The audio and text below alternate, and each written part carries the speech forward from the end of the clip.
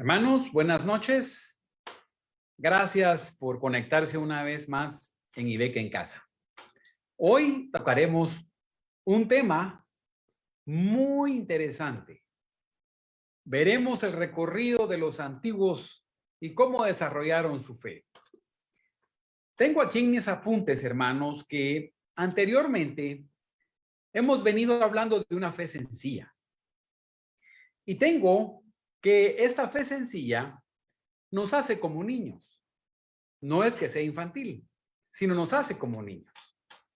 Esta fe sencilla nos lleva a la acción por medio de la obediencia.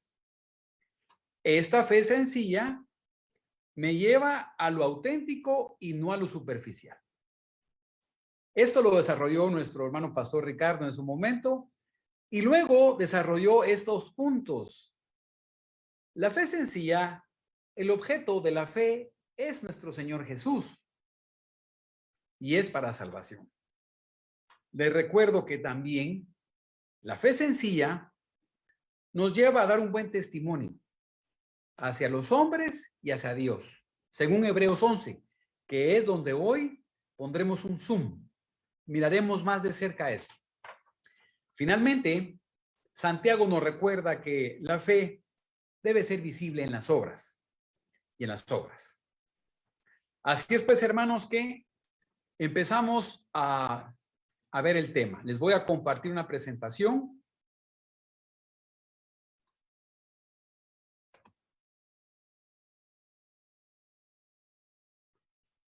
Y empezamos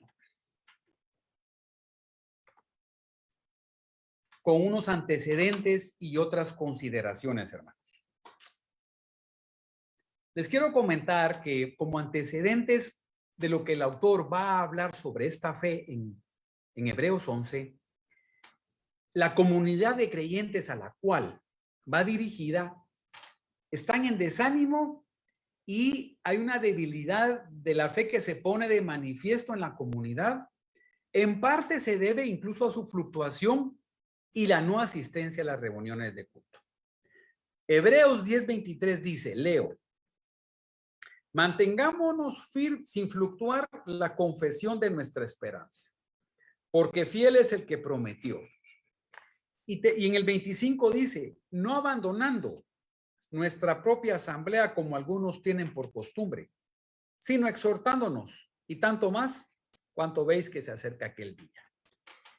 Esto es interesante, hermanos, porque en el contexto actual, pues, aunque no podemos estar reuniéndonos en el culto, debemos de estar unidos en las transmisiones. Debemos darle realmente prioridad para animarnos, como menciona aquí el autor de los Hebreos. También otra de las cosas que aquejaba a esta comunidad a la que le escribe sobre la fe es que hay unas consecuencias de su propensión al pecado. Hebreos 10:26 dice, y leo, porque si continuamos pecando voluntariamente, después de recibir el conocimiento de la verdad, ya no queda más sacrificio por el pecado. Y termina de hablar después del versículo del capítulo 11, en el 12, dice, por tanto, dice, nosotros también teniendo alrededor nuestro tan grande nube de testigos, que es los que vamos a mencionar, desprendámonos de todo peso y del pecado que nos asedia. También padecían de una tendencia a las doctrinas diversas y extrañas. Hebreos 13:26. Dice, permítanme, hermanos. Es Hebreos 13:9, hermanos. Dice exactamente así. No seáis llevados por enseñanzas diversas y extrañas, porque es mejor que el corazón sea fortalecido por la gracia y no con régimen de alimentos. Habían algunas cosas ahí de tipo ascético, rituales con los alimentos, hermanos. Bueno, estos son unos antecedentes que es bueno que sepamos que estaba sucediendo en esta comunidad de creyentes. Algunas pistas de la fe que vale la pena que veamos. en la carta de los Hebreos es la definición. Yo escribí acá la definición de Dios habla hoy, la cual dice, y leo, tener fe es tener la plena seguridad de recibir aquello que se espera. Es estar convencido de la realidad de cosas que no vemos. Nuestros antepasados, que son los que va a hablar, fueron aprobados porque tuvieron fe. Hermanos, la fe en Hebreos 11 no es una definición teórica, es una afirmación y está destinada a poner de relieve lo que hace falta en los destinatarios y en consecuencia el empeño de vivirla. Realmente lo que importa es que la comunidad de creyentes a quien va dirigida esta carta y este capítulo sepa que los antecedentes que los antepasados se vieron sometidos a las mismas pruebas y que por su fe sencilla fueron agradables a Dios. Lo que se pretende, hermanos, o lo que pretende el autor y yo lo que pretendo al llevar esta exhortación y esta meditación hoy es que con estos ejemplos también haya una misma reacción en todos nosotros. Una fe sencilla, hermanos. Así es pues que empezamos el desfile. Dice Hebreos 11:4, por la fe Abel presentó a Dios una ofrenda mejor que Caín, por medio de la cual recibió aprobación de que era justo, dando Dios testimonio de sus ofrendas y habiendo muerto aún habla por medio de ella.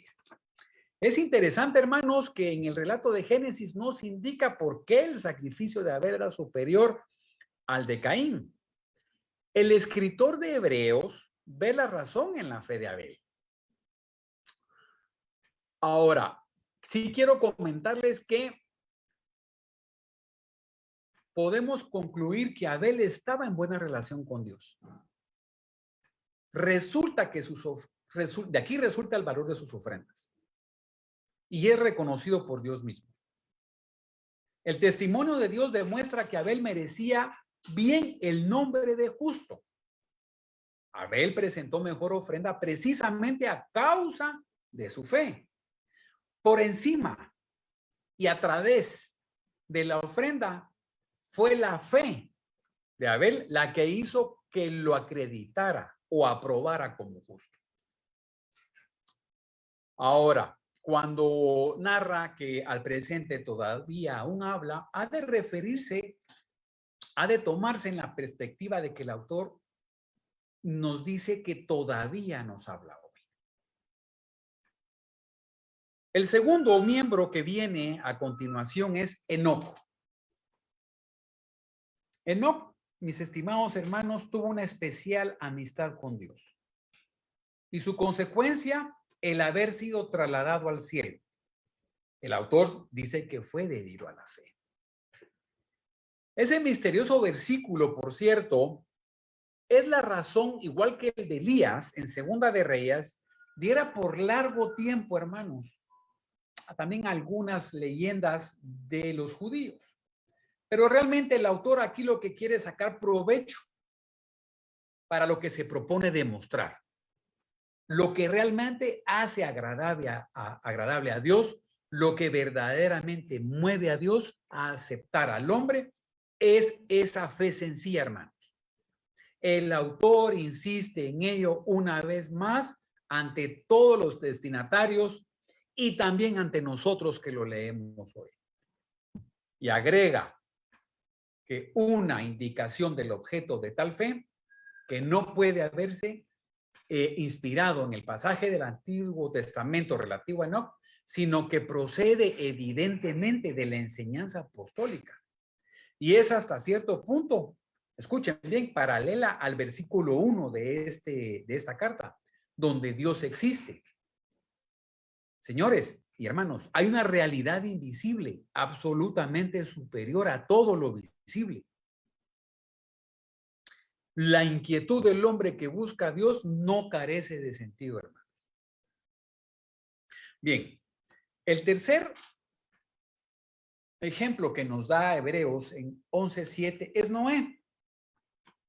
Y de Noé dice que por la fe Noé, habiendo sido advertido acerca de cosas que aún no se veían, actuando con reverencia, construyó un arca para salvación de su casa. Noé obedece la orden de Dios que le previene de sucesos futuros de los cuales no tiene ningún otro indicio. Nunca había llovido, hermanos. Y por la fe construye el arca, que luego será instrumento de salvación, no solo para él, sino para toda su casa. No quisiera extenderme más. Sin embargo, según el relato de Génesis, Noé es justo y recibe por eso la orden de construir el arca. No se habla nada en ese momento en Génesis 6:13 de la justicia, no se habla de la fe.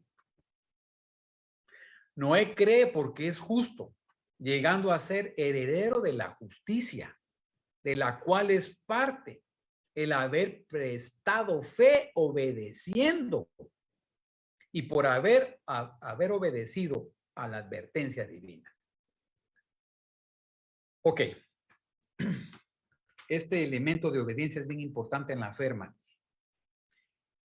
Aparece en nuestro desfile otro varón, Abraham, en Hebreos 11:8.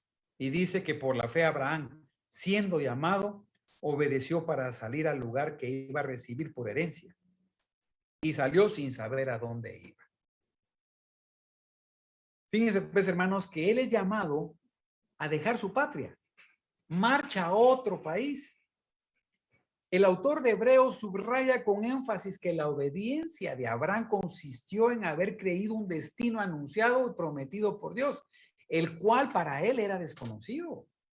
Él no sabía dónde iba, nunca había estado ahí. Lo impresionante de Abraham es que solo hace caso. Le creyó a Dios, no puso ningún cuestionamiento. Aún después de llegar a Canaán, el país de la promesa permanece como de paso. No es posesión suya. Él es extranjero en esta tierra extraña. Vean pues que el acampar en tiendas es, dentro de la perspectiva del autor de la carta de Hebreos, es un símbolo de inestabilidad que domina toda la existencia de este patriarca. Abraham ve en esta prueba más para su fe que sus suertes también será la de Isaac y la de Jacob, la del hijo y la del nieto. Los primeros depositarios de la promesa que le seguirán compartirán con él la inestabilidad de ser nómada. El autor reconoce que en Abraham hay una esperanza de sentido mucho más profunda. No es Canaán lo que a sus ojos constituye el destino final, sino algo definitivo, algo más imperecedero. La tienda, al final y al cabo, es algo fácil de recoger en todo momento. Es la habitación de un nómada, de quien nunca tiene una morada fija. La ciudad de sólidos cimientos es aquí símbolo del destino final e imperecedero, como narra Génesis 12, del 1 al 4. El hecho que mencione Génesis que Dios sea el arquitecto, que sea el que, en otras palabras, concibió la idea y fue el constructor o creador de la ciudad, garantiza su absoluta estabilidad. Luego, el autor vuelve otra vez a narrar sobre Sara. Y en 11:11 dice que por fe, a pesar de la esterilidad de Sara, recibió vigor para engendrar simiente, aún fuera del tiempo de la edad, porque creyó que era fiel al que lo había prometido. Los dos eran una partida de viejitos. Y Dios les prometió que tendrían simiente. Y le creyeron. Como dato positivo, quería contarles que en el griego realmente la traducción de esto le da un valor más a la función del hombre porque cuando se habla de vigor, se habla de potencia, tiene una connotación más masculina que femenina.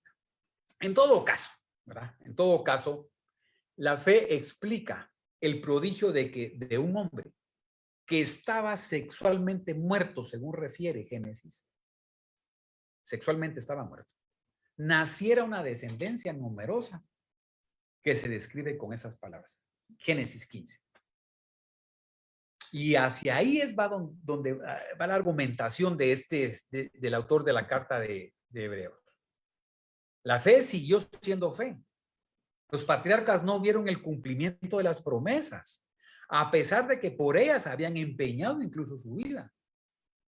La explicación que nos da el autor ofrece enseguida a manera de resumen, resalta realmente su interés pastoral que todos los oyentes deben saber. Es decir, ellos, a pesar de que la vida les iba, cumplieron. Creyeron en el cumplimiento de las promesas. Desde la comunidad de creyentes debe tener en cuenta que el cumplimiento de esas esperanzas no es una cosa inmediata a veces. Tal vez muchos de nosotros aplicando esto para nuestra vida, si Dios nos ha prometido algo, tal vez al igual que ellos no lo veremos en esta vida. Pero ojo, al igual que ellos han puesto la esperanza en una patria celestial, nosotros de la misma manera.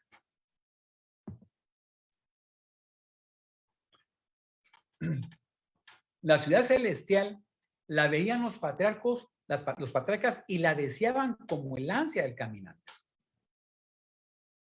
Fíjense que incluso a Moisés le prometió la tierra prometida, pero la vio solo desde lejos.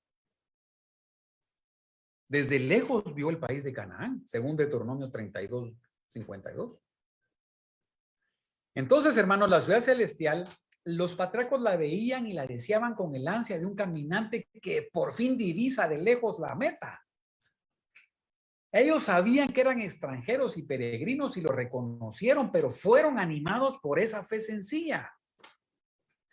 De la conducta de estos patriarcas resulta claramente que ellos no se sienten aún en algo propio. Ellos buscan todavía una patria. Pero no se trata de la patria de la que salieron. La verdad es que ellos hubieran podido regresar. Una patria celestial es una patria indestructible y eterna. Y en esta forma se mostraron fieles y Dios se los tomó, se los acreditó. Y por eso él incluso, Dios, se llamó Dios de Abraham, de Isaac y de Jacob.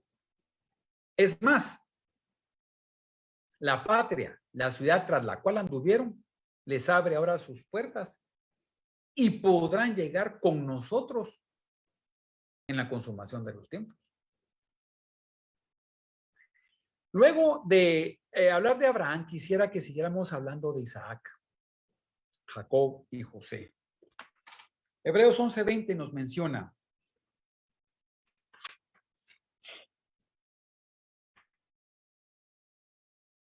por fe también Isaac bendijo a Jacob y a Esaú con respecto a cosas que estaban por suceder. Por fe Jacob al morir bendijo a cada uno de los hijos. Miren qué interesante. Y por fe José al morir se acordó de la partida de los hijos de Israel y dio mandamiento acerca de sus huesos. Él quería que fuera enterrado en la tierra prometida. Entonces, anciano Isaac se deja engañar y da a Jacob la bendición del primogénito y a Esaú una bendición que en definitiva es más bien una maldición, pese a que ama más a Esaú. Ve en los acontecimientos, Isaac, la mano de Dios. Ve que no los puede cambiar. El autor de la carta a los hebreos así lo mira y acepta, Isaac, con fe la inesperada decisión de Dios. Hablemos de Moisés, tanto que hay que decir de Moisés. El autor de Moisés enumera una serie de acontecimientos de la historia de Moisés que dan mayor fuerza a su argumentación. Miren lo que dice en 11:23. Por la fe, Moisés, después de nacer, fue escondido 3 meses por sus padres. Por la fe, Moisés, habiendo llegado a ser grande, rehusó ser llamado hijo de la hija de Faraón. Por la fe dejó Egipto. Por la fe celebró la Pascua y el rociamiento de sangre para que el que destruía los primogénitos no lo tocara. Por fe cruzaron el Mar Rojo. ¿Se dan cuenta? Todo lo que Moisés, realmente todo lo que los acontecimientos que hicieron, pero la fe fue fantástica en él. Fue algo trascendental. El autor de Hebreos, para no ahondar más porque el tiempo nos avanza, habla de la conquista de Jericó en 11:30 y dice que por fe también cayeron los muros. No fue resultado solo de una táctica militar, hermano, sino que de una fe en el incalculable poder de Dios. Esto está referido en José 6:1 al 21. El autor de Hebreos empieza a hablar de Rahab, una mujer prostituta. Y dice exactamente en el 31, por la fe la ramera Rahab no pereció junto con los que no creyeron, habiendo recibido a los espías con paz. Contra toda apariencia creyó Rahab en el derecho dado por Dios al pueblo de Israel y obró como consecuencia. Y eso le fue contado por la fe como justicia. Y se salvó. El autor de Hebreos sigue su recuento. Y en 11:32, que fue lo que leyó, en el 33 que leyó Ricardo, realmente en medio de su recuento de la historia, él se siente hasta cierto punto agobiado por la magnitud y abundancia de personajes y acontecimientos que debería citar.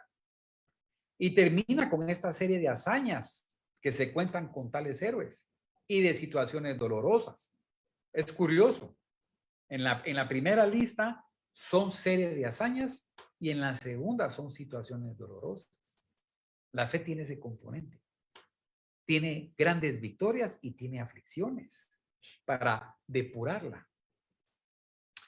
Entonces, hermanos, cuando nos encontremos en medio de las pruebas, a manera de reflexión, usted, miembro de la iglesia, y lea esta porción de la Biblia, no perdamos de vista a todos estos. Los sufrimientos de ellos fueron la exigencia de una prueba de fidelidad y tampoco perdamos de vista que dichos sufrimientos fueron superados airosamente por una fe sencilla. En este tiempo de pandemia, hermanos, es útil recordarnos de estos héroes de la fe, de estos antiguos. El autor de Hebreos considera que todos ellos llegaron, por cierto, con todo y su fe, hasta la antecámara. Ninguno de ellos alcanzó la meta.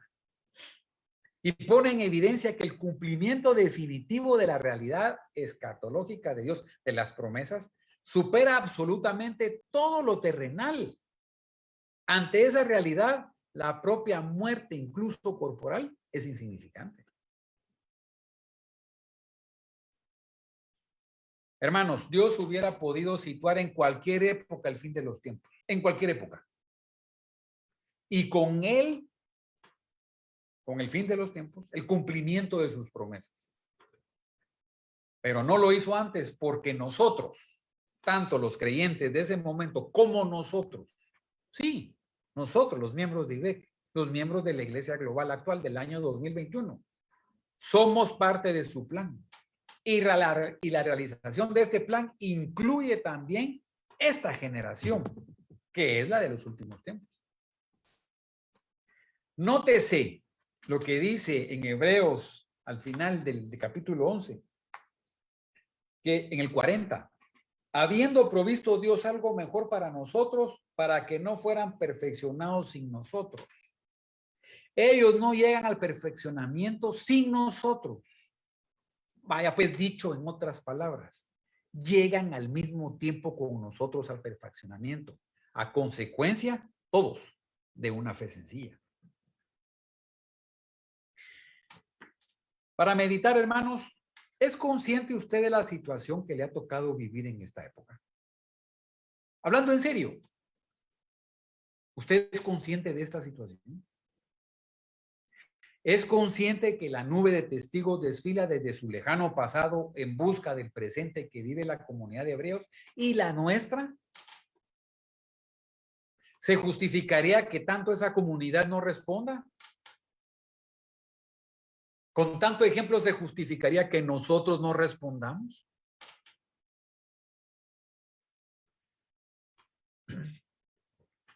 Este mundo, hermanos, y todo lo que en él sucede, única y exclusivamente es una preparación de una realidad invisible que viene. La consecuencia del fin coincidirá con la desaparición de esta realidad visible, que trata siempre de suplentar aquella y de apartar el interés de lo esencial. Y es que estoy tocando esa vertiente, ese eje de la fe. No estoy hablando de una fe positiva, de una declaración positiva, no. Estoy hablando de la fe que mira lo que no se ve como real, lo cree y se basa y tiene esa esperanza, pero no la esperanza como nosotros que esperábamos que Guatemala siguiera en el mundial. No es esa clase de esperanza. El griego no habla que esa esperanza es igual a la de ahora. La esperanza que se habla aquí es una esperanza que tiene un fundamento, es algo sólido, que es verdad. Entonces, por favor, hermanos, pongámosle atención a esa fe. La fe de las generaciones precedentes fue sometida a prueba en forma muy semejante como lo está haciendo la fe de la generación actual. Nosotros en esta época tenemos nuestras pruebas. La pandemia no ha sido cosa fácil. Las consecuencias de la pandemia no son cosa fácil. Porque hablamos de la pandemia, pero ahora hay que hablar de la pandemia y sus consecuencias. Consecuencias de salud, de muerte, económicas, qué sé yo. Bien entendida, una fe sencilla consiste en eludir, voy a repetir, bien entendida, una fe sencilla, bien entendida, consiste en eludir la atracción de lo que vemos y volvernos en busca de lo que es invisible. En tomar partido de una vez por todas por lo que se escapa a los sentidos.